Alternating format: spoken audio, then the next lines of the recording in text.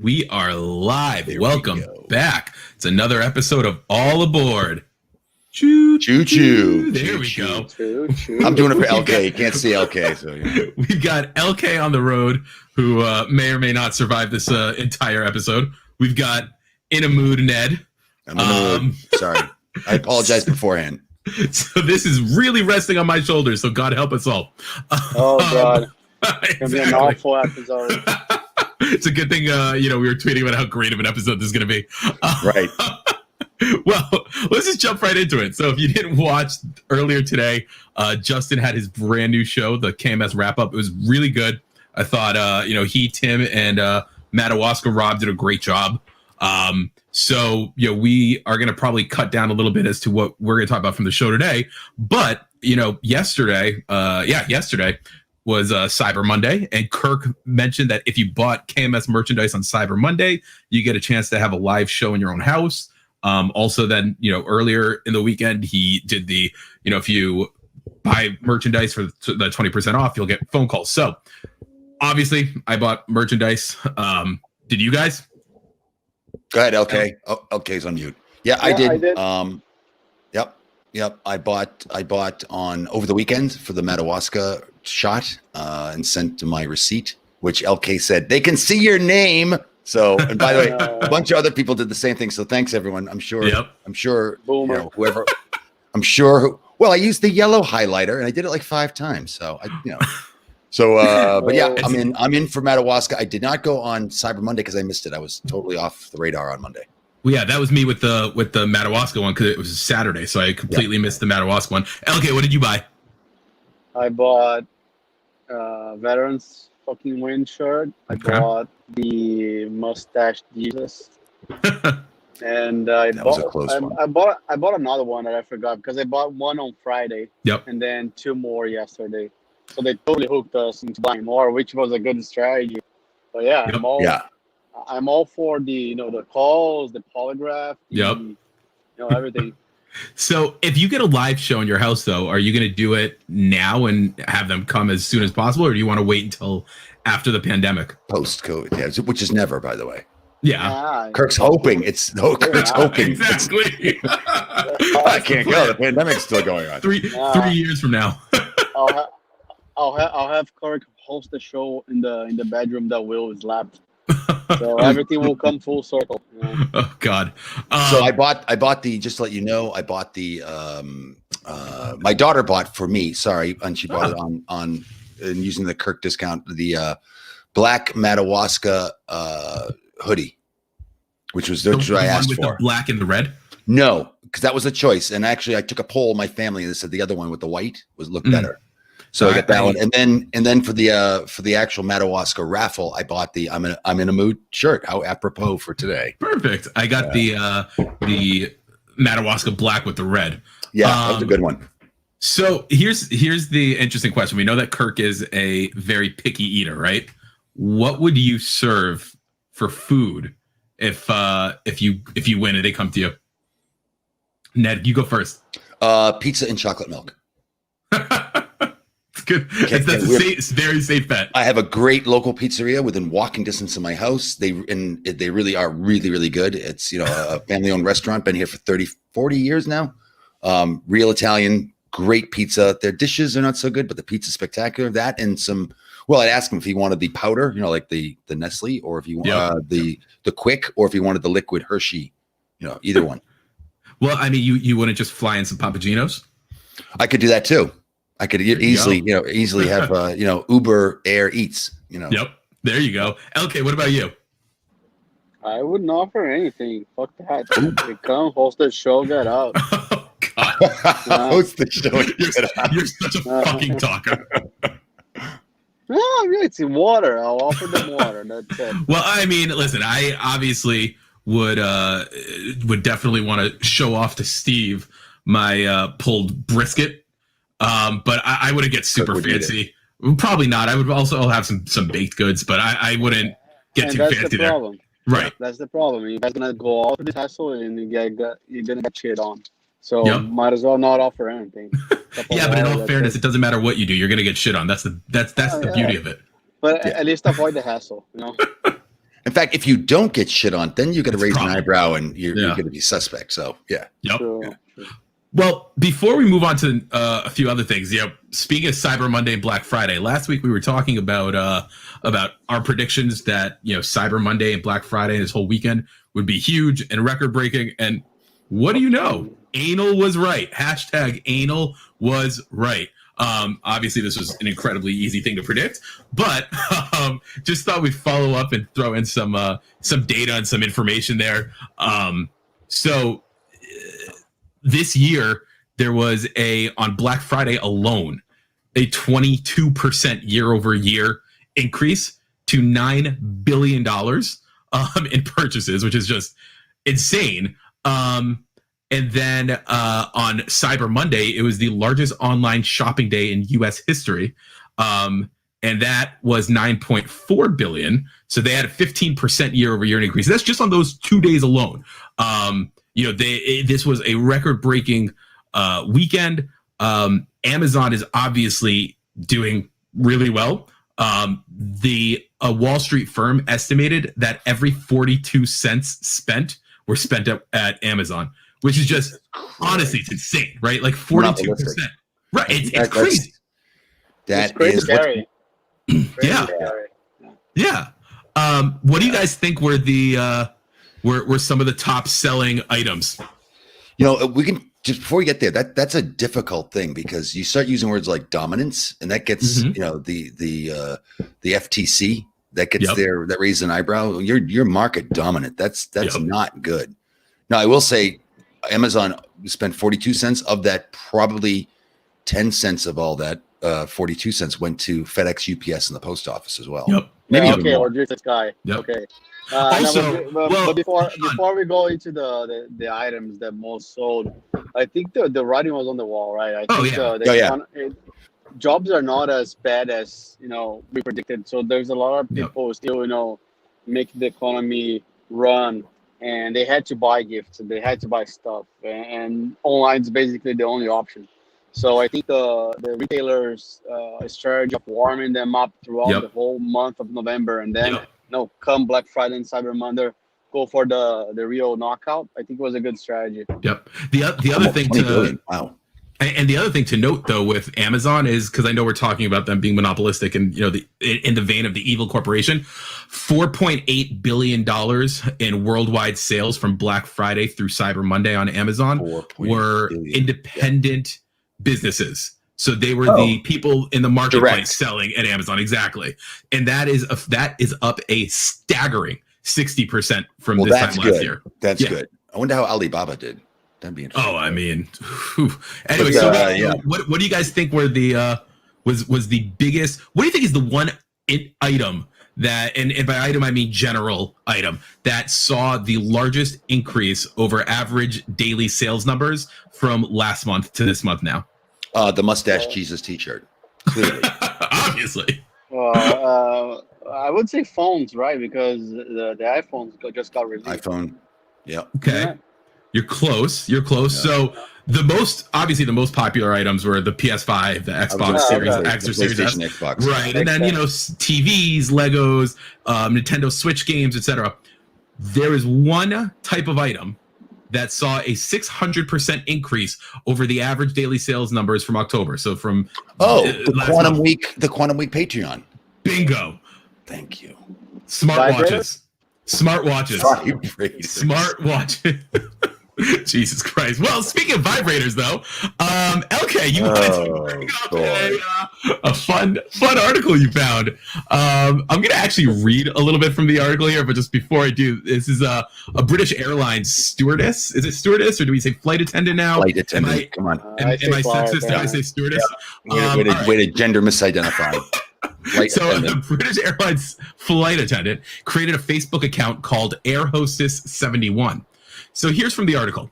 Air Hostess 71 was found to be advertising services as a, quote, classy but very naughty flight attendant filling fetishes, wants, and needs. The account offered erotic services, worn uniform, and items of clothing for sale. The airline worker listed used undergarments for sale at about $48 or 25 euro, 25 pounds, with additional services up for negotiation. She was using rooms booked by her employer to meet clients, saying, quote, "If I have booked a hotel for work, the meet will take place there." Though she did say overseas work was more difficult and could not take place in crew bases. She is now under investigation for soliciting prostitution. So obviously it's a crazy story. This happened in New Zealand. It's like one of those headlines you see. It's everyone's dream, right? Yeah, I mean, listen, as long as she's hot, yeah, we've all had those fantasies. But here's where the takeaway that I got from this is less about the Mile High Club, just because I'm not a member. I have no interest in becoming a member. Airplane bathrooms gross me out. I don't. So whatever. What's the definition? Well, does it need to be like doesn't need to be in the bathroom or So what are the requisites to be considered Mile High?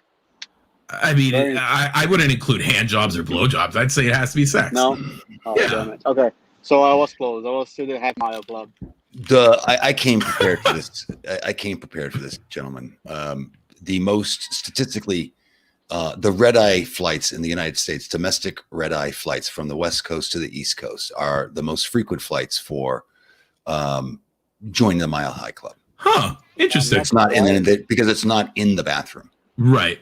Yeah, and everyone's sleeping. No, that makes sense. And the armrests still go up on most airplanes, so you could figure it out from there. So I came prepared to this conversation also. I love my wife very much, and I enjoy holding hands with her and going for walks, and that's pretty much the extent of everything. Okay, what were you saying? There you go. Oh my God, you're such a dog. Oh, you know it. Do you need the leash as well, and the box for your balls? No, every once in a while, I get to, sorry, I just got distracted there. Every once in a while I get to, take my balls out for a walk. Good. Listen, before, if you want to move on, it's fine. But I thought this article was interesting, right? Because the sheer factor that flight attendant is like soliciting services is so funny, right? And it's like I said, every man's dream. But the other thing, which I think is hypocrite, is the fact that, how is this different from a girl dating someone in order to get exposure and be famous? So let's say I'm a famous Instagram influencer and a girl wants to date me because she will get more followers. How is that different for charging someone for money for sex? I don't see a difference. It's my body, my rules. So why is that still taboo these days? I mean, I think what your question ultimately is should prostitution be legal? I don't think there's obviously a difference between prostitution and, having any type of mutually beneficial, loving, long-term relationship, like, where you're dating or you're married or whatever, even if it is just, a gold digging type of situation.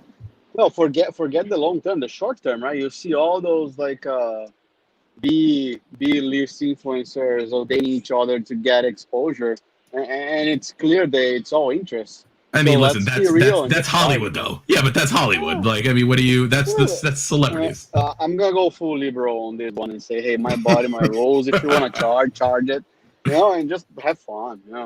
Stop the hypocrisy. I'm not going to ask Ned this because he kindly requested not to, and that's fine. I will respect those. I respect those wishes. LK, what's the respect it? LK, what's the craziest place you've ever hooked up? And by the way, I just want to. I can answer this one. Hang on, I just want to emphasize one thing. LK is in the car driving back from Orlando right now. His wife and kids are in the car with him. So anything he says, and just think about that and remember, and just keep that in mind. Yeah, there'll be no details, but all I can say, it was in a parking lot of a restaurant. That's it? That's so boring. Oh, that's boring. Oh, yeah. God. A full parking lot? Not boring. I do that with my wife now. Around. Yeah. At the Lowe's. Yeah. Ted Sellers rolls by. You can see us. So, not everyone can be as smooth as you had. We know that. Yeah. Well, listen, it's the wife, really. It's not me. Well, I mean, listen, look at you. Of course, I can tell. Hey, I can tell this story. I can't tell the other one. So that's the other fine. One, yeah. No, a graveyard. My wife. The other one is being saved, by the way, for our Patreon. That's right. that's right. Yeah. No. Graveyard. Yeah. Holy shit! Yeah, my wife and I, before we were together, when we were not living together yet. Yeah. Yep. It was good. That's creepy. Creepy. Yeah. Yeah. So okay, interesting. So I would say that the craziest place I've ever done anything, and we didn't have sex, but I was 18 and I was in New York visiting my girlfriend. We were taking a cab from a movie theater in Chelsea to her grandmother's apartment in the Upper West Side, which is a pretty solid length cab ride. She was laying down on my lap in the backseat of the cab. And, next thing I know, she is just going down on me. But here's the fun part about this story. All right. And here's the kicker to it. Do either of you remember the Tara Reid scene when she gave her boyfriend when she gave her boyfriend head in American Pie? Either of you remember that? Yep. No. I remember American Pie, but I don't remember that scene. But go ahead. Okay, remember how she how she made him finish in the cup of beer? Oh yeah, right. Tell me that's what happened. No. So my girlfriend at the time did not. She that was the way she preferred, was that didn't end up in her. So she she is that a kosher thing? No, that was just a her thing. So, ultimately it became a question of, do I piss off the girlfriend or, leave some kids down in the bottom of a New York City cab? So, DNA is there. DNA is there. Now, for the record, I only tell this story because the rest of you talked a big game in our WhatsApp chat, and then Ned backed out, and LK decided he couldn't talk in front of his family. I wish you didn't give any details. Like, this went downhill so quickly. I'd rather be boring in the parking lot. It's going to be a long drive. Yep. But hey, Ned, one question to you. Don't you think it's interesting that every single story about Adam is about BJs? Mm-hmm. Remember the hurricane story, and now this one, it's all the hurricane. That's right. I still don't believe they got that compressor unit through that door of a condo in Hallandale. Oh, it was crazy. It was crazy. It was hard work. But speaking of Florida. No, hang on, stop. I'm stupidly in the comments. We only have one person in the comments. Mm-hmm. A woman who just literally had a cesarean section said to you, Adam, this was gross.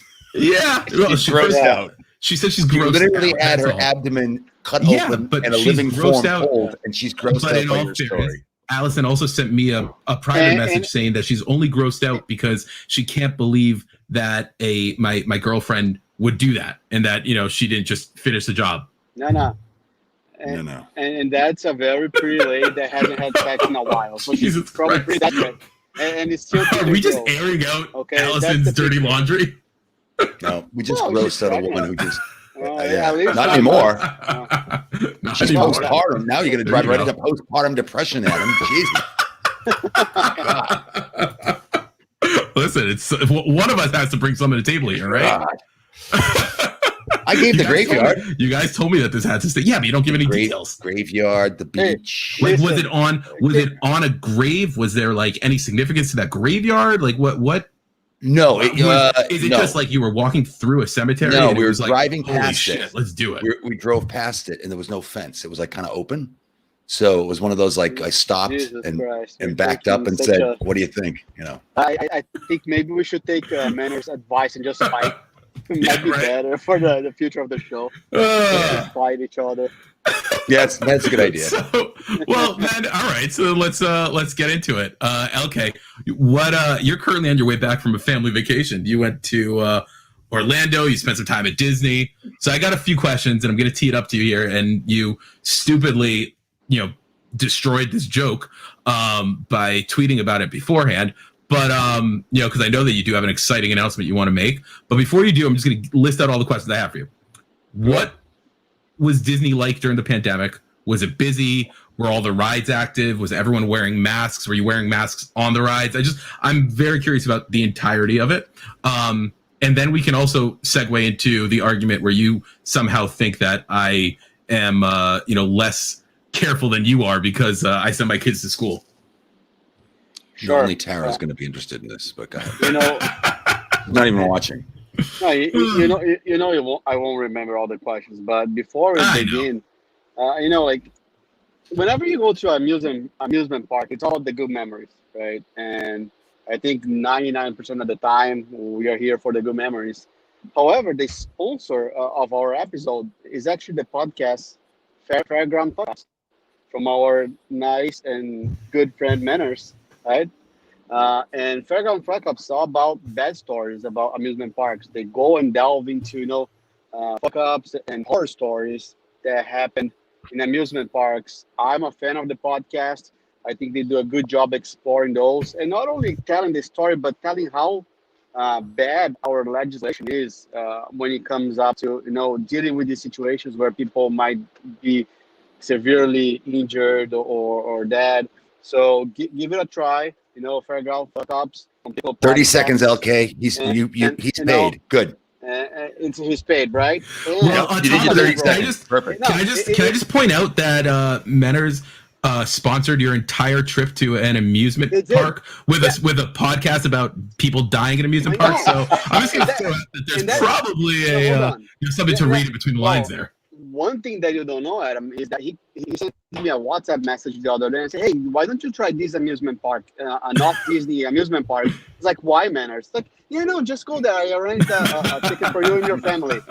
I was lucky that you rained that day. I couldn't go, but I think he wanted me to be part of his podcast. I'm sure we can do a crossover, but not. Yeah, I'm sure we can do a crossover, and Fairground Fuck-Ups, but not this way, being the star of the episode. Fairground Anal. Yep. Fair anal. But anyway, all right, so tell us what Disney's like with this, because I'm curious about this. My kids have been begging. We're a big Disney family. Ned, did you guys go to Disney a lot when your kids were growing up? It wasn't built, Adam. We had to go to Disneyland in California. I said when. No, yes. Shut the fuck up! I wasn't making an old joke. I meant the fact I was there living in Florida. 2 years ago. No, I'm saying when your kids. How old were your kids when you moved to Florida?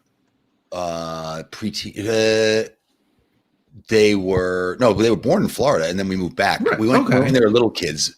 But no, the last time we went, they were adults. We went like 2 years ago because both of them they've got that. What's that pass? I'm sure you have it, LK. The AVP pass with the mouse ears. Yeah, I don't have that. They love it. They have a bunch of tiers right now. I have a season pass, but I think so. Adam, to your question, Disney, at least I don't know about Universal, but Disney has a reservation system, right? You cannot just go walk into the park and go inside and buy your ticket. You need to have a reservation before going. So with that, obviously, there's less people physically going to the park. However, with all the social distancing rules they have in place, the wait times is almost the same, right? Because you have people spaced out in the line, so the lines are out of the rides. Right, so it gives you the impression that's very full. Mm-hmm. But then for every time they ride, some of the rides need to be cleaned. So you end up doing the same an hour and a half. So even though it's less people, the experience in terms of waiting is the same. No, obviously you can see that, there's less people, but people are wearing your masks. And the workers at the park are very diligent to tell you, hey, wear your mask. You can only take your mask if you're stationary and eating. Right, so that's the only time you can take your mask off. I try to eat and walk. They called my attention many times. So they're trying their best. I think they're trying to avoid having to close the park again. So okay, I know that you are. I know your take, and Ned. I can't remember if you've talked about your take on air or if you've talked about it just in the in our chats, but I know you're both pretty much of the mindset at this point where, I'll go on vacation anywhere. I don't care, whatever. I have a different mindset, but that's neither here nor there. I can get to that in a minute. But do you guys have any thoughts on or tips or any needs that you have now that you think about for quote unquote safe vacationing during COVID? Anything that you think about now? Ned, why don't you go first? It really depends on where you're going. So if you're going to go in the domestic US, it's rather complex because you've got to make sure of the regulations of where you're going. Do you have to quarantine? Do you need a recent test? I do think though that's going to be the future is really going to be driving and not flying, not for a while, not until this is under control, and they decide what they want to do. You guys saw that. Funny statement. The future is going to be driving. Yeah, I don't, because even the trains might be difficult too. I haven't taken a train yet, but you guys saw that the CEO of Qantas arrogantly said that they will not accept passengers without a vaccine stamp or proof of vaccination, which is ludicrous. But that's good for other airlines if they don't do it. I mean, there's some airlines that aren't booking the middle seat of their domestic flights. Others are. So that airline has to charge more per seat compared to the competitors, but the competitors are running full. So hang on, Elka, because let's get back to this for a second, because Ned, you said something interesting that we had discussed as maybe a topic we would talk about here, but Justin isn't the only one that's thinking about revolutionizing the passport, the International Air Transport Association is in the process of finalizing a digital COVID-19 passport type that would include all that information. And so that'll have information about, your testing, your vaccines, everything verified by labs, airlines, government agencies, everything. Do you think that that's, basically like what you said with Qantas? Is that something that you see being, something that's actually going to be pervasive in the industry moving forward? I think it's just another step in the process, getting all the sheep into the pens. So you think it's closer to the invasion of privacy? Absolutely. Absolutely. I disagree. And I know yesterday we talked about that and I was like, bullshit. But if you think about it, it's the same thing as countries requiring you to take the yellow fever shot before going there. And you need to bring something that proves that you took the shot. So that's no difference, just a digital way of doing it. But, it is what it is. We are living I disagree. in a situation where we need to prove that we took the vaccine. I know that you haven't been home in a while, LK, but when I travel to Latin America, you only need that shot once. You don't have to show it every time. And we don't know how long this vaccine is going to. That's wrong. We don't know how long. Mine. I've only had them once. I've only had them once. Well, that's right. And they're in the passport. That's right. I've only had once as well, but every 10 years you need to take it. If you're going to places like Venezuela or Colombia, they make you take the shot every 10 years. So maybe I went to Thailand. liberal K goes to Venezuela, but I don't. Well, I'm just give you an example. It's not only South America. Like in Thailand, I almost couldn't make it and go inside the country because of that.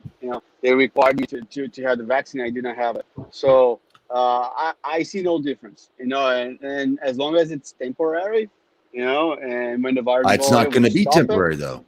Well, then it's a waste of money to make it digital. Just make them stamp on a piece of paper and tell me that I took the vaccine. Why digitize this for something that's they would also probably say the opposite, that why waste more papers and why make it have the expense of paper stamping everything when you can just make it digital. I mean, to me, this is really just the first step to like a Minority Report type of situation where everything is just in one, all your entire medical history in one place. And I'm not necessarily opposed to it. I do have issues when it comes to InfoSec and security issues with having this much information readily available digitally, and who knows where else can go. And I know it's super encrypted and super safe, but I'm saying, like, from a security perspective, I agree with you. But like from a kind of a society perspective, like if they require the vaccine, there should be a way to prove without digitizing everything. Like the yellow fever today, you have a letter that says you took the vaccine. That's it. That's all that matter. Ultimately, there's one question that with if you give it where this will come into play, and that is, would you rather have something like this where you have this digital passport and where you have to take those vaccines, or would you rather have to quarantine every time you travel abroad, or for a while even travel interstate? Ned? Not me, no.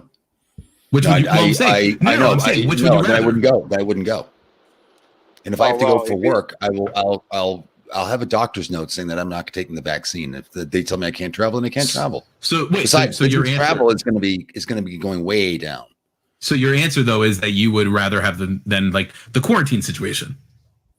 I'll take neither, because what I'll do is I'll go find countries like I'm an Interpol, a fugitive from Interpol, I'll find those countries that don't have extradition treaties, and I'll go there. Ned is going off the grid. Yeah, no, I'm not going to adjust my life out of the fear for others. I don't have it. I'm not passing it. I'm not afraid of getting it. Time out. Because are we talking about international travel or domestic travel? Because really international. Well, so hold on. Domestic travel, I'll drive at them. Well, yeah, I'm not taking the vaccine, and I don't agree with having this domestically. But internationally, I see why, and I think there's so many regulations on privacy that it's going to be hard to have a digitized version that's worldwide available for everyone. That's my point. Well, I mean, see why. I just refuse to comply with that because we don't know this vaccine at all. Well, I'll put it on the record. I will be first in line to just roll up my sleeve and give me that vaccine right now. I've spoken to some. Well, no. So initially, my take was that, again, we don't know enough. We don't know anything about this disease, let alone about this rush vaccine. But I've spoken to a number one of my friends and that are doctors, and they were. I have a number of them basically, and a number of them were actually signed up for trials. And so, for me, if medical professionals are willing to test this vaccine on themselves, it is actually pretty reassuring to me. I mean, obviously, you don't know them, you don't know if they're quacks or whatnot, but they're doctors that I trust. So for me, I certainly would do that. Okay, Cherokee 51774 wants to know if you're in witness protection right now. I guess he probably missed when I said that you are currently driving from Orlando to back home and may or may not crash and die in a car accident. I like the witness protection story. Let's go with that. It sounds fun. Well, it's certainly better than the fact that you have 17 kilo of cocaine in your trunk. Jesus, Adam. All right, wait. So let's go back to what we were talking about before we went off on this tangent, and that is, talking about your tips and needs for traveling and vacation during the pandemic. And LK, you wanted to say something. Do you remember what it was? Yeah, as a matter of fact, I booked my trip to Florida again for holiday, so I'll be flying this time and following social distancing and guidelines. Wear a mask, have a hand sanitizer handy, and do your part. But I'm not gonna stop living my life. I've already decided that. So I'll take care. I'll make sure I'm not exposed, but I'm gonna keep doing my stuff. It is what it is. Yep. So I've gone away over the past 8 months that this has all been happening. Once, and I went to Cape Cod for 2 weeks to our Cape house, and basically we went with my family and we quarantined for 2 weeks before and after. We all got tested. I know, right? We all got tested, etc. So I think for me, it's really just I was waiting for one of you to notice. Mm-hmm. That's probably as far as I would go with vacations. I guess if I were to go further than that, it would have to be somewhere where I can get an Airbnb and I could hire a crew to fully sanitize it and to my extent. Ned, insert the sheep sounds anytime. And also a place where we won't be surrounded by a ton of people. I don't want to go somewhere where there'll be large crowds. Obviously, nowhere indoors. So there's in the winter there isn't many options. Maybe in the summer there are quiet beach places to go to.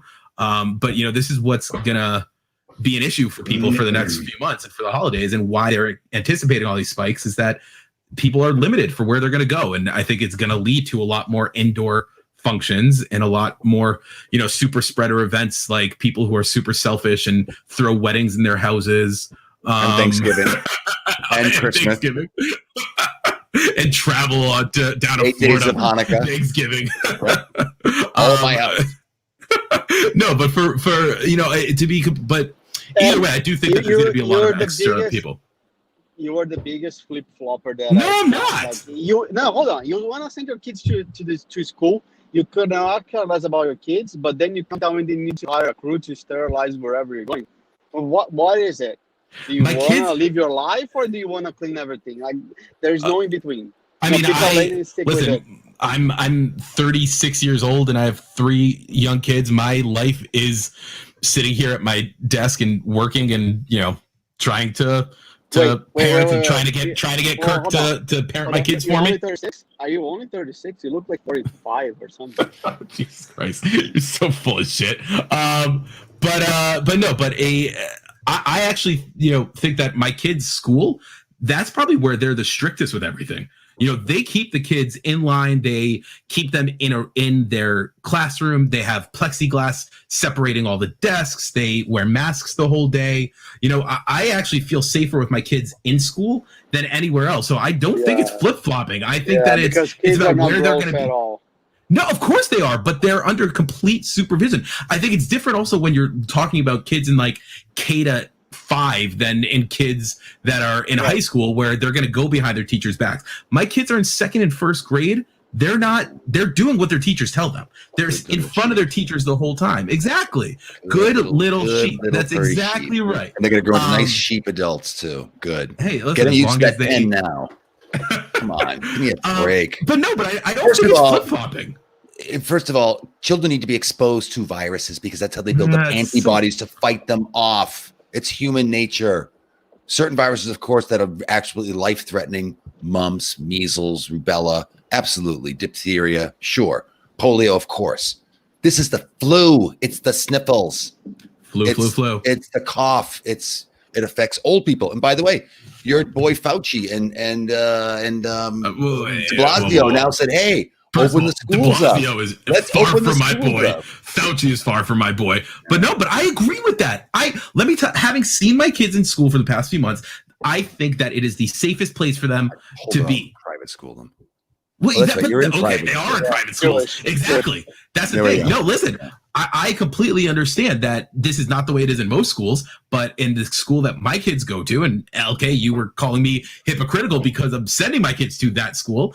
I think that that's where they're the safest. I think that it's really a secure place for them, and I have no issue with that. But yeah, if I'm going somewhere, I also know who's in that school. If I'm going away and I'm just walking into a random house, I don't know who the fuck was there. I don't know what they were doing. Why the hell wouldn't I want to have it fully cleaned? By the way, that's aside, like when you think about that in general, that's aside from COVID in general. That's just who the fuck knows what was there 2 minutes before you walked in.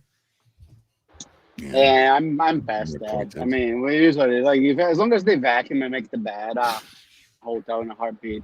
Exactly. And Ned, I've always hated the stupidity of, you need to get your kids sick. You need to get your kids sick. Listen, they're gonna get sick. They're gonna get sick no matter what. I'm not gonna keep my kids in a bubble, but I also think it's just beyond stupid to say that. Except for I think you just mentioned that one of them tested positive. They both were exposed, or did you say have they been sick this year? My kids? Yeah. They both. My daughter had a fever for a couple of days, but not fever COVID. for a couple of days. But not COVID. And last year, how sick were they? A lot more, right? Well, probably 2 or 3 times. Yeah. Two or three times. Schools are cleaner now because they were exposed to more virus-like bacteria. But either way, that doesn't matter. Listen, school being clean is fine. School being clean is fine. Ned, I'm not saying that kids don't need to be exposed to germs. I don't want to keep my kids stupid. So. All I'm saying is 58 years old, and I'm very rarely sick. Jesus Christ. All I'm saying is that you don't need to go out of your way to give them the germs, and that's where I get pissed off when that's not what you said, but okay, that makes sense. But this is my viewpoint. What I'm trying to explain is what my viewpoint is. If you just fucking let me talk, I'm loving this fight. So it's not even a fight because it doesn't make any sense. Well, I'm saying that your kids all human beings need to be exposed to certain viruses. What do you think killed the American Indians or any native culture that were exposed to Europeans? They didn't have the antibodies. They didn't have the privileged white people. No, it's privileged white people. That's what killed them. Okay. Liberals. The liberals. No, the conservatives did. Once they built up the antibodies, they were no longer affected by it. Listen, I understand that. All I'm saying is, my in-laws, for example, would get upset when I'd say, hey, if you've got a cold or if you're sick, don't come around my kids. Don't touch them. Wash your hands, whatever. And their argument back to me would be, you need to get the germs. They need to see us, blah, blah. And all I was trying to say was, I completely understand that. I think I just don't think you need to go out of your way to give them that. If you want to expose them, they'll be exposed in school. Now, obviously, vaccines are a different story, and I'm all for vaccines. But yeah, I just don't understand. Well, no, I'm for all, but I just don't understand. I think this, to answer LK's original question, I think that the schools are completely, my kid's school at least, is just super clean, and that's why, Ned, they're getting sick less. I disagree. I think the schools being more clean is great, but I don't think that's why they're being sick less. There's bacteria everywhere, every surface. They go out and play in the sand or the dirt. There's going to be bacteria there. Oh, I know. You need to be exposed to those. Everyone does. Of course, wash your hands, but it's tough for a 5-year-old to keep his hands clean or her hands clean, or snot from running down their nose or whatever. But hey, stop for a second. Good, thanks. I'm tired of this conversation. Yeah, Ned thinks that we need to be exposed. Adam thinks that we need to live in a bubble. That's fine. I'm just summarizing. There we go. Thank you. Hold on. Before we proceed, I just remembered something. If anyone ever needs to take the yellow fever vaccine, be aware that there is a high probability of you getting sick. So don't plan to take that right before you travel because you will probably get the flu. Is that yeah, that's true. I remember that too, but I didn't get sick, but I did that too. You had to take it I took it like a month in advance. Yeah. Is the yellow fever name problematic? Is that kind of like the Wuhan flu? Like, is that a little problematic? It affects your liver. You yellow. No, I know, yellow. But everyone. It's not problematic, Adam. Why are you causing problems? It's mosquitoes. It's mosquitoes. Next. Thank God. Jesus. Oh God. Good times. Jesus Christ. All right. Well, on that note, I think that we've had enough. Yeah. So it's been 40 minutes. Okay. Yeah, right. Well, Thank you, everyone. Thanks so much for watching. Also, look out. This will drop on your favorite podcast players tomorrow morning at 6 a.m. So please check us out there. Please download, subscribe, rate, and review. Also, keep watching us here. We really want to support both. Hit the like button. Subscribe to the Kirk Minahan YouTube network if you haven't already. Although, if you haven't, then you're a fucking idiot. Also, come follow us on Twitter, KMN All Aboard at Twitter. And yeah, we'll talk to you guys next week. Download the Kirk Minahan Show every day. Every day. Listen to it 3 times. Thank you.